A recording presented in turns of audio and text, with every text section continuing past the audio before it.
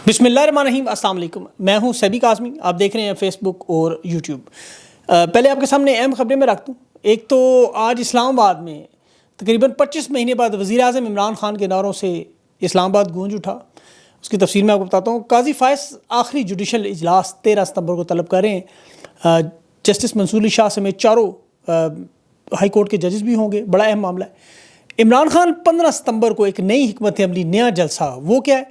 Ali mean गड्डापुर आज पंजाब में फैसलाबाद क्यों पहुंच गए?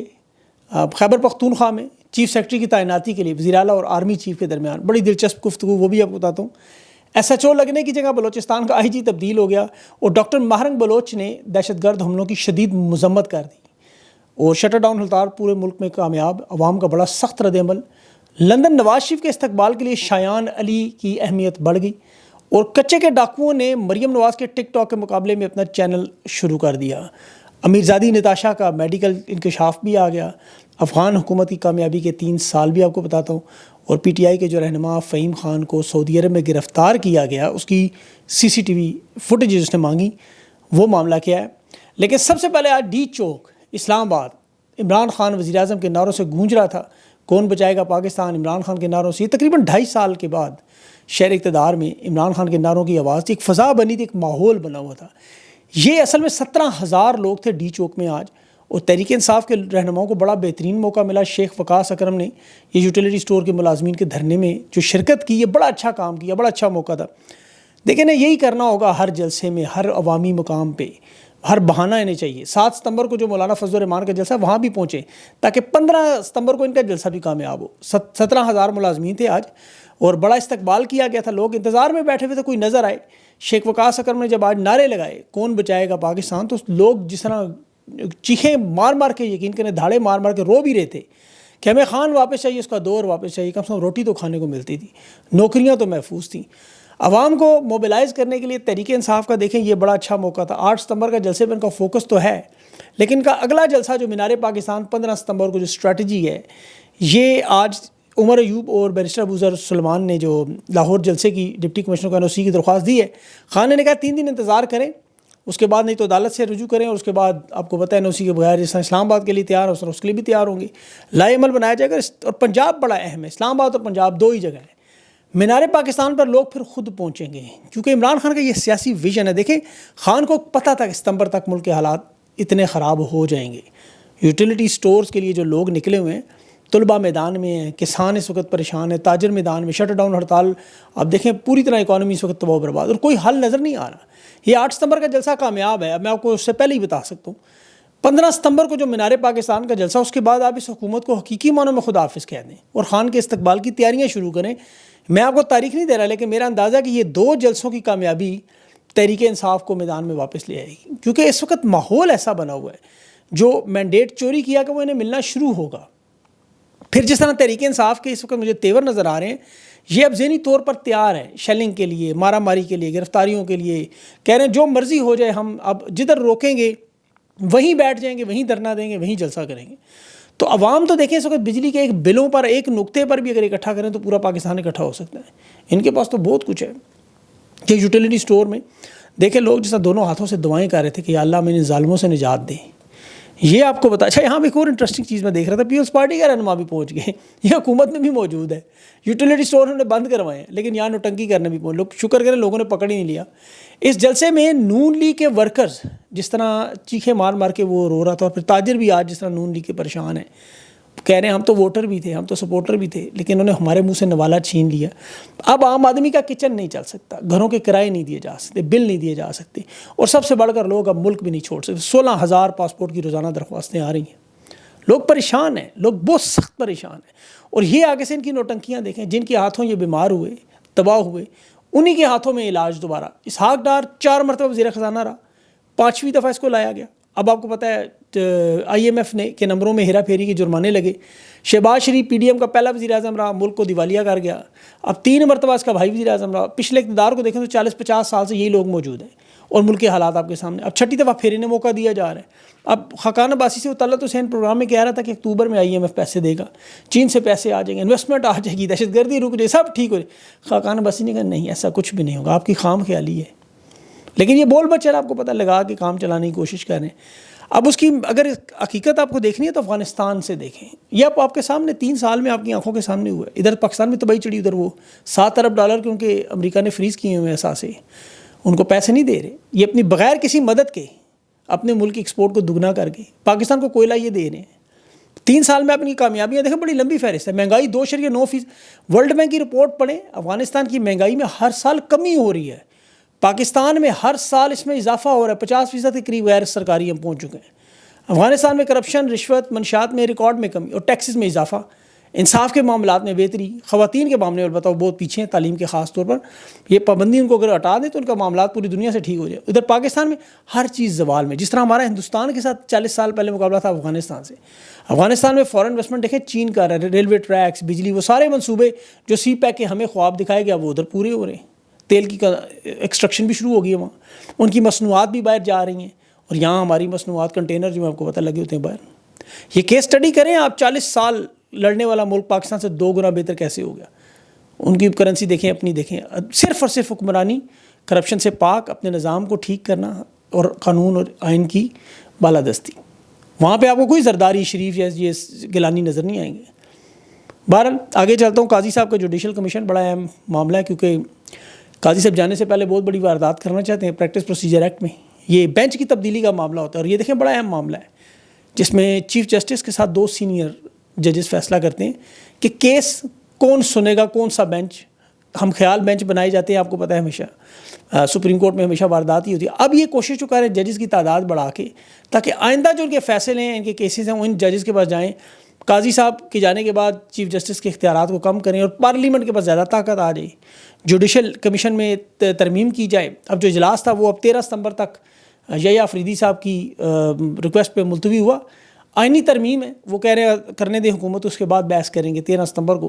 قاضی صاحب کے پاس کچھ 40 دن بچتے ہیں, اور ان کے ساتھ 4 ہائی کورٹس کے جج بھی موجود ہوں گے. سپریم جوڈیشل کونسل کا یہ بڑا اہم اجلاس ہے, اور اس میں جانے سے پہلے واردات قاضی صاحب یہی کرنا چاہتے ہیں کہ یہ کسی طرح حکومت کو طاقت دے کے چلے جائیں. پر دیکھتے ہیں انہیں روکا جا سکتا ہے کہ نہیں.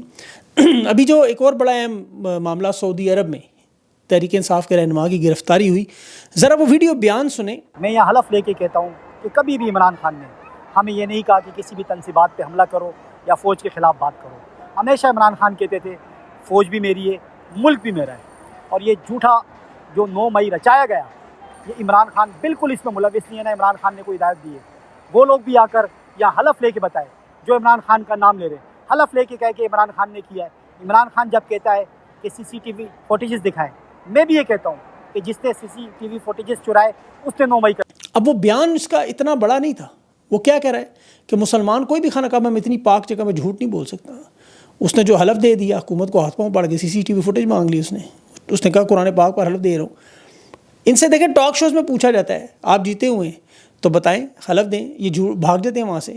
فہیم خان کی اس ویڈیو نے حکومت کو مشکل میں ڈال دی ہے. سارے لوگ عمرہ حج پہ جاتے ہیں, لوگ ان سے, حکومت کے لوگوں سے یہ پوچھتے ہیں, یقین کریں میں خود ان سے پوچھتا ہوں جب یہ پھنس جاتے ہیں کہ چلیں آپ حلف دے دیں اگر آپ جیتے, وہ نہیں دیتے. تو پاکستانی حکومت نے بعد سعودی حکومت سے شکایت کی. سعودی پولیس نے اس سابق MNA فہیم خان کو گرفتار کر لیا.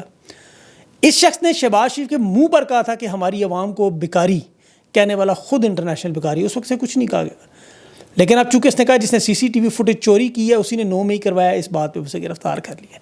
بات تو سچ ہے, پر بات ہے رسوائی کی. آپ کو پتہ تکلیف تو ہوگی. فہیم خان کو وہاں انہوں نے گرفتار کر لیا. اب ان کی دوسری دیکھیں کوشش یہ کیا کریں, عمران خان آکسفورڈ کا الیکشن جو لڑ لیں, اس پر ان کے مسلم لیگ نون کے جاپان کے صدر نور اوان صاحب, انہوں نے آکسفورڈ یونیورسٹی کو بطور امیدوار عمران خان کی نامزدگی روکنے کے لیے خط لکھ دیا. لیکن بات پڑھتے لکھتے نہیں, ریسرچ نہیں کرتے, سیکھتے بھی نہیں. 4 الزام لگائے, توشہ خانہ, سائفر, عدت اور ایک 9 مئی کا کیس. وہی تھوڑی سی عقل ہوتی تو اب ہوگا کیا. دیکھیں جو بھی گوگل کھولے گا 9 مئی کا کیس عمران خان کا مار کے دیکھ لیں آپ. اقوام متحدہ کی 17 صفحات کی ورکنگ گروپ کی رپورٹ سامنے آ جاتی کہ خان کی گرفتاری غیر قانونی تھی, جو سپریم کورٹ نے خود ڈکلیئر کی کہ غیر قانونی ہے. عدت, توشہ خانہ اور سائفر تینوں میں اگر لکھیں تو عمران خان کی باعزت رہائی سامنے آتی. فیصلے پڑے ہوئے. اب یہ لوگ حکومت میں موجود ہیں اور حکومت کی شکایات پر عمران خان کے کیسز مضبوط ہوتے ہیں آکسفورڈ میں کہ یہ شخص فسطائیت برداشت کر رہا ہے, ظلم برداشت کر رہا ہے. اسے میں انگریزی میں کہتا ہوں براؤنی پوائنٹس جو ملتے ہیں. خط لکھنے سے عمران خان کو مزید فائدہ ہو رہا ہے, سمجھ نہیں آ رہی, پتہ نہیں خط کس نے لکھ کے دے دیا, نے عقل نہیں دی. بہرحال خود عمران خان نے اپنی رہائی کی تاریخ دی ہوئی 30 ستمبر. پارٹی اور پارٹی کے رہنماؤں پر بڑا منحصر کرتا ہے. لوگ پوچھتے ہیں بار بار یہ سوال. اب دیکھیں بڑے اہم دن ہے یہ والے. ایک تو تحریک انصاف کے تمام لوگوں کو پتہ ہے کہ خان کی رہائی پوری قوم چاہتی ہے. اب اس وقت دیکھیں جو قیادت موجود ہے اس میں یا تو مجبور لوگ ہیں یا مفرور لوگ ہیں. دو طرح کے لوگ تحریک انصاف میں. ایک تو خواجہ آصف پہ ہم تنقید تو بڑی کرتے ہیں، لیکن اس نے جس طرح نواز شریف غیر موجودگی میں اسمبلی میں بات کی تھی، جتنی مرضی اس پہ تنقید کریں، جس انداز نے اس وقت کے جنرل مشرف کے اور اسٹیبلشمنٹ کے بارے میں، وہ آج تحریک انصاف کے لوگوں میں نظر نہیں آتا. اس کے عشر و عشیر بھی نظر نہیں آتا. یہ ایئرپورٹوں کے ناموں پہ ہی لڑ رہے ہیں. لیکن یہ تو یا تو مفرور ہیں بیچارے یا مجبور ہیں. مہر بخاری کو انٹرویو دیتے ہوئے میں دیکھ رہا تھا، علی امین گنڈا پور جو کہہ رہا تھا کہ چیف سیکرٹری کے نام پر وہاں شہباز شریف آرمی چیف ڈی جی ایسا ہی بیٹھے ہوئے تھے. تو علی امین گنڈا پور نے کہا، میں نے ان سے کہا جی مجھے چیف سیکرٹری دے دی. آرمی چیف نے کہا یہ اعلیٰ ہم نہیں دے سکتے، یہ محمود خان کے ساتھ نے کام کیا ہے، اس کے اوپر مقدمات ہیں، تحفظات ہیں. علی امین گنڈا پور نے کہا، میں نے کہا اچھا پھر بلوچستان کا چیف سیکرٹری مجھے دے دی. تو کہتے ہیں ابھی تک نہیں دیا. تو بہرحال دیکھ لیں کہ وزیر اعلیٰ خیبر پختونخوا کتنا با اختیار ہے وہاں پہ، اور حالت بھی دیکھ لیں، ادھر وزیر اعظم کی بھی حالت دیکھ لیں. لیکن عمران خان کی رہائی کے لیے اب پارٹی کے لوگ کس حد تک جائیں گے؟ یہی وزیر اعلیٰ 8 ستمبر کے جلسے کی لیڈ کر رہا ہے، یہ یاد رکھیے گا. اسے یہ بھی پتہ ہے کہ خان غیرت مند بندہ ہے، وہ کبھی اپنی رہائی کے لیے کسی سے بھیک نہیں مانگے گا. وہ اپنی پارٹی کے لوگوں کو تو چھوڑیں، اپنی بہنوں کو بھی نہیں کہتا کبھی کہ میں کتنی مشکل میں ہوں. وہ سب کو یہی بتاتا ہے جیل میں خوش ہوں، مطمئن ہوں. لیکن حقیقت یہ ہے جیل میں خان بڑی مشکل زندگی گزار رہا ہے. جیل میں یہ اس سے بدلے لے رہے ہیں، اپنے اعصاب توڑنے کی کوشش کرتے ہیں. اب خان سے کسی کو بات نہیں کرنے دیتے، کہہ دے تنہائی میں رکھنا چاہتے، پانی کی ایک بالٹی دے دیں، گرم شدید کمرے میں، کھانا باسی، اور بستر کے نام پہ وہ ایک تھڑا سا بنا ہوا ہے، اس کے اوپر آپ نے تصویریں دیکھی ہیں وہ ساری. یہ ذکر کیا کریں بار بار، لوگوں کو بتایا کریں بار بار کہ ہو کیا رہا ہے. بھول نہ جائیں خان کو. اس کے پاؤں اس تھڑے سے باہر جاتے ہیں. آپ کو پتہ ہے اس کا قد لمبا ہے. ایک چھوٹی سی دیوار پہ وہ ٹوائلٹ سا بنا ہوا ہے. یہ جیل ہے. اب نواز شریف کو بھی تو رکھا تھا، ایئر کنڈیشن کمرہ، attach bath room, sofa set, 7 طرح کا آلو گوشت. 2500 ملاقاتیں نواز شریف کی آن ریکارڈ پہ جیل کے ریکارڈ میں موجود ہیں. پارٹی رہنماؤں سے وہاں پوری پارٹی چلتی تھی. امن فیلڈ کے احساسوں کی مالیاتی سارے معاملات وہاں سے چلتے تھے. عمران خان کی تو جیل میں نہ وکیل کو کاغذ پین لے کے جانے دیتے، سیاسی گفتگو نہیں کرنے دیتے. بڑی مشکل سے گفتگو کے ٹکڑے ٹکڑے آپ کو باہر آتے ہیں. نواز شریف جلسوں میں تقریر کرتا تھا، اکبر الہآبادی کے شعر سنا کے پاک فوج پر کھل کے معاف کیجیے الزام لگاتا تھا. آپ کو یاد ہوگا عمران خان جیل میں ہی بیٹھ کے کہتا ہے ادارہ مضبوط ہونا چاہیے، پاکستان کو تگڑی فوج چاہیے. نواز شریف اور عمران خان دونوں کا بایو ڈیٹا رکھیں اپنے سامنے، ایسے رکھیں. دیکھیں خان پاکستان کی پارٹی کا سب سے بڑی پارٹی کا چیئرمین ہے، جس نے دنیا بھر میں پاکستان کا نام روشن کیا. رفائی ادارے بنائے، یونیورسٹیاں بنائیں، پناہگاہیں، لنگر خانے، احساس، صحت کارڈ، کیا سہولتیں دیں. سب سے بڑے پلیٹ فارم پہ اقوام متحدہ میں اسلام کا مقدمہ لڑا، ناموس رسالت بڑھا، قرآن کی تعلیم مفت کی، کشمیر فلسطین کے کوس پر بات کرتا رہا. وہ جیل میں بیٹھا ہوا آج بھی یہ باتیں کرتا ہے. نواز شریف کے منہ سے آپ نے آج بھی جیل میں خان فلسطین پہ بات کرتا ہے. خان نواز شریف کے منہ سے سنا کبھی اسرائیل کے بارے میں آپ نے بات؟ کبھی نہیں سنیں گے. ان کا بایو ڈیٹا پڑھا کریں کبھی کبھی. ڈاکٹر مہرنگ بلوچ کا بھی ایک بیان آیا، وہ اس پہ بھی بات کرنا چاہ رہا ہوں میں. اس نے آج کھل کے ڈاکٹر مہرنگ بلوچ نے اپنے اوپر، جس کے اوپر بڑی تنقید، مہرنگ بلوچ جواب دو، پنجاب کے جو لوگ شہید ہوئے ہیں بتاؤ. آج انہوں نے اپنی پوزیشن کلیئر کر دی. وہ کہہ رہی ہے ہم پہلے دن سے کہہ رہے ہیں ہم پرامن تحریک چلانے والے لوگ ہیں، تشدد پہ کوئی یقین نہیں رکھتے، کسی قسم کی قومیت، مذہب، سیاسی یا مذہبی گروہ پر یا لوگوں پر طاقت اور تشدد کے ہر عمل کی سخت مذمت کرتے ہیں. بات ختم. کہہ رہی ہے بلوچستان کے مسئلے کا حل قانون کی حکمرانی میں. جو قبضہ گروپ ہے وہ کبھی امن نہیں چاہتے، انارکی میں ان کی طاقت مضبوط ہوتی ہے. تو وہ جو جواب مانگ رہے تھے نا، ذرا اس کی ٹویٹ کو بار بار پڑھیں، سنیں، سمجھیں، اور ان کی واردات دیکھیں. ان لوگوں کی جو مخالفین ہیں، ثانیہ موسیٰ خیل کا جو مقدمہ درج ہوا وہ BLA کے خلاف نہیں ہوا، اس کے نام کے انہوں نے ٹرینڈ بنائے ہوئے، لیڈرشپ کے کسی ایک بندے کا نام بھی نہیں. اور مقدمہ کس پر درج کرایا؟ نامعلوم لوگوں پر. اگر یہ نامعلوم ہے تو پچھلے 3 دن سے سوشل میڈیا پہ جو ٹرینڈ بنا رہے تھے وہ کس کے خلاف بنا رہے ہیں؟ کس کو چڑیا بنانے کی کوشش کر رہے ہیں؟ کیونکہ BLA کے رہنما نون لیگ کے MP یہ نکل آئے، تو مقدمہ کیسے کرائیں گے؟ تو یہ ساری ان کی وارداتیں ہیں بلوچستان میں. اب جس طرح اسٹیبلشمنٹ نے خان کی تصویر اور آواز پہ بندی لگائی، جیل ملاقاتوں پہ لگائی، یہ ثابت کرتا ہے کہ جو کچھ بھی بلوچستان میں ہوتا رہا، وزیرستان میں ہوتا رہا یا ہو رہا ہے، وہ 25 سے 50 سال میں ہمیں نظر ہی نہیں کبھی آیا. سوشل میڈیا کا یہ دور آیا تو معلومات سامنے آنا شروع، ہمیں پتہ چلا. تبھی آپ لوگوں کو اسی لیے ڈیجیٹل دہشت گرد کا لقب بھی ملا کہ کوئی چیزیں چھپائی جاتی تھیں آپ باہر لے آتے ہیں. آپ تحریک انصاف کے ساتھ دیکھیں جو پنجاب میں ہو رہا ہے، یہ سلوک دیکھ کے لوگوں کو اندازہ ہوا کہ اگر مرکز میں پنجاب میں یہ ہو رہا ہے تو بلوچستان وزیرستان میں کیا کیا ہوتا رہا ہوگا. تو یہ طاقت کا کھیل ہے جو چل رہا ہے، آج بھی چل رہا ہے. امیر زادیوں کو بچانے کے لیے دیکھ لیں وہ گل احمد والوں کی وہ نتاشا 5 بندوں پر گاڑی چڑھا گئی, میڈیکل رپورٹ آئی, پتہ چلا فل نشے میں, ٹن برف پیتی ہے, برف پتہ ہے نا آپ کو کون سی برف, خون میں سے اس کے نمونوں میں سے برف نکل آئی. اسے بچانے کے لیے اس کے بھائی وہاں دیکھ لیں کس طرح پہنچے. کاش اس طرح جناح پور پہنچ جاتے تھے, 4 دیواریں ہی نہیں جلتی اور یہ سارا رولا ہی نہ مچتا. بہرحال اب تو مقابلے میں ان کے کچے کے ڈاکو آ گئے, چینل کھول گئے. مریم نواز صاحب آ گئی اور وہ کہہ رہے ہیں اس طرح مت آئیں, یہ حفاظتی تدابیر ہیں, یہ اندازہ کریں. ہنسی بھی آتی ہے. مریم نواز کا ٹک ٹاک کا مقابلہ ظاہر ایسے ہی ہوگا. وہ بھائی ان کے پاس تو غوری موجود ہے, تو ان کے پاس وہ کہتے ہیں ہمارے پاس کوئی اسلحہ یہاں جنگلوں میں تو نہیں, ہم تو انہیں پولیس والوں سے خریدتے ہیں, ہمیں لا کے دیتے ہیں, ہم شام کو ان کے ساتھ گپ شپ کرتے ہیں. تو اب وہ اپنے چینل پہ سارے انکشافات کریں کہ وہ سنیے گا, ان کے سبسکرائب نہ کر لیجیے گا. میں نہیں کہہ رہا کسی کو بھی سبسکرائب کریں, وہ اچھے لوگ نہیں ہیں, غلط لوگ ہیں. وہ کچے کے ڈاکو ہیں, یہ پکے کے ڈاکو, کام دونوں کا ایک ہی ہے. بہرحال اللہ تعالیٰ پاکستان پر اپنا رحم کریں, لوگوں سے جان چھڑائیں, ان ظالموں سے. اپنا خیال رکھیں. مجھے اجازت, اللہ حافظ.